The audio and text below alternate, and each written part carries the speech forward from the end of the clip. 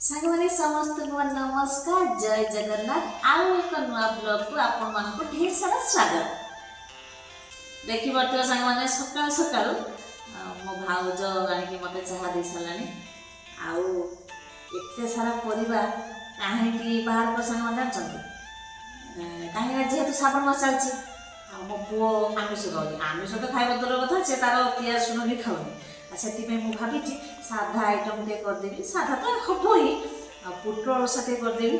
ଆଉ ସାରୁ ଟିକେ ଆମ୍ବୁଲ ପକେଇକି ବୋଇତାଳୁ ପକେଇ ତାକୁ ଟିକେ ଭାବୁଛି ଝୋଳ କରିବି ବୋଲି, କିନ୍ତୁ ଆମେ ସବୁ ଖାଇବା, ମୋ ପୁଅ ଖାଇବ କି ନାହିଁ ଜାଣିନି। କରିଦେବି, ସବୁ ରେଡ଼ି କରିଦେବି। ରେଡ଼ି କରିଦେଇକି ଡ୍ୟୁଟି ଯିବି। ସେ ଆସିଲେ ଖାଇବ, ତା ମାଇଁ ବାଡ଼ିକି ଦେବ, ନହେଲେ ସେ ନିଜେ ବାଡ଼ିକି ଖାଇକି ତାର ସ୍କୁଲ ଯିବ। ସବୁ ରେଡ଼ି କରିସାରିଲିଣି, ପରିବା ସବୁ କଟା ସରିଲାଣି। ରୋଷେଇ ପାଖକୁ ଏବେ ଯିବି। ଦେଖନ୍ତୁ ଏଠି ଭାତ ବସିଛି, ହବା ଉପରେ ହେଇ ଆସିଲା, ଆଉ ଟିକେ ଟାଇମ୍ ଲାଗିବ। ଦେଖନ୍ତୁ ଭାତ ଫୁଟି ଆସିଲାଣି।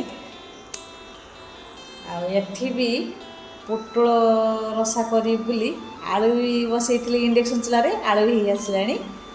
ଆଉ ଏଟା ସାରୁ ଆଳୁ ବୋଇତାଳୁ ସବୁ କାଟିଛି।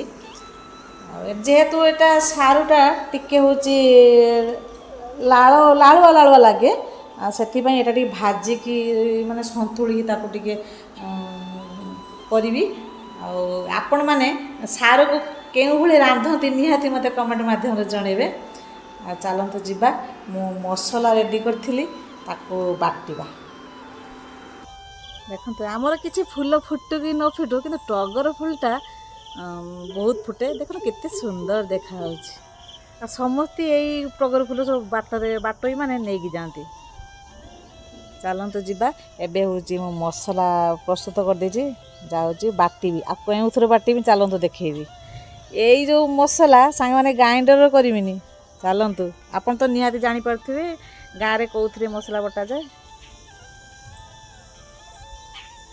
ଚାଲନ୍ତୁ ମୁଁ ଏବେ ଯିବି ମସଲା ବାଟିବା ପାଇଁ। ଦେଖନ୍ତୁ ମୋ ଭାଉଜ ତାର ବାସି କାମ କରୁଛି, ବାସନ ମାଜିବାରେ ପୁରା ବ୍ୟସ୍ତ। ଆଉ ମୁଁ ଯାଉଛି ଟିକେ ମସଲା ବାଟିବି। ଜଲ୍ଦି ଜଲ୍ଦି କାମ ସାରିଦିଅ, ରୋଷେଇ କରିଦେଲେ ମିଶିକି ଖାଇବା।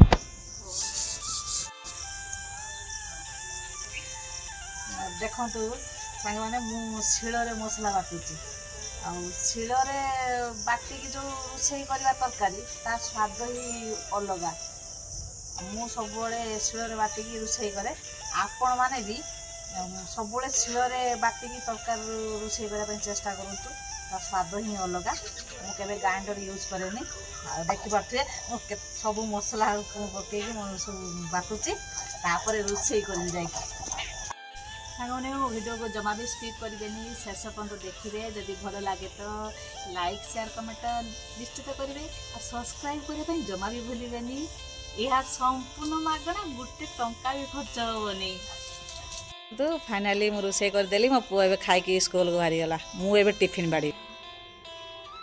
ଦେଖନ୍ତୁ ମୁଁ ରୋଷେଇ କରିସାରି ସମସ୍ତଙ୍କୁ ଖାଇବା ପିଇବା ପୁରା ଦେଇଦେଲି। ଏବେ ମୋ ପାଇଁ ବି, ମୁଁ ଯେହେତୁ ଡ୍ୟୁଟି ଯିବି, ମୋ ଟିଫିନ୍ ବି ଏବେ ରେଡ଼ି କରିଦେଲିଣି। ଆଉ ଭିଡ଼ିଓଟି କେମିତି ଲାଗିଲା ନିହାତି ଲାଇକ୍ କରିବେ, କମେଣ୍ଟ ମାଧ୍ୟମରେ ଜଣାଇବେ। ରହିଲି, ଜୟ ଜଗନ୍ନାଥ।